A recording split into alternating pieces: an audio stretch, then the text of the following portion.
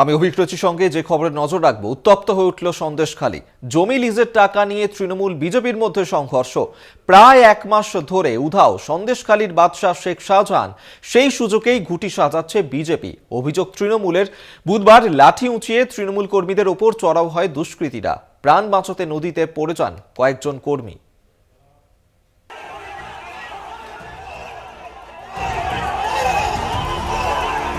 5ই জানুয়ারি সন্দেশখালীতে ration দুর্নীতি মামলায় ইডির অভিযান।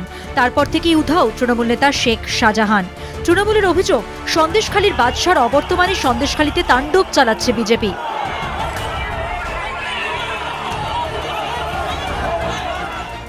সন্দেশখালীতে মিছিল পাল্টা মিছিল তৃণমূল বিজেপির। জমির লিজের টাকা নিয়ে দুপক্ষের সংঘর্ষ।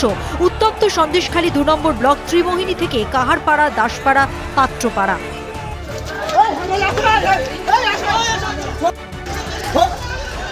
বাঁশ, লাঠি, লোহার রড নিয়ে এইভাবেই হামলা চালায় দুষ্কৃতীরা। কোনো রকমে প্রাণে বাঁচেন 2 তৃণমূল কর্মী।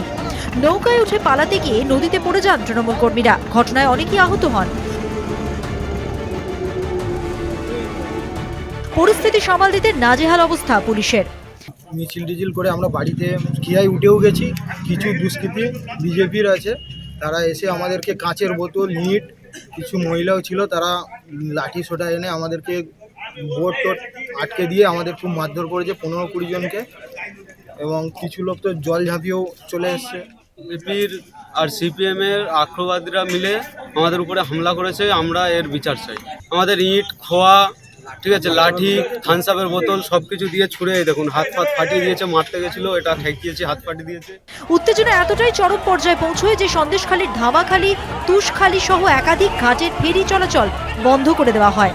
শাহজাহানের অনুপস্থিতিতে রাজনৈতিক ফায়দা লুটতেই বিজেপির হামলা, দাবি রাজ্য শাসক দলের। সন্দেশখালী থেকে সঞ্জিত চক্রবর্তীর রিপোর্ট, কলকাতা টিভি।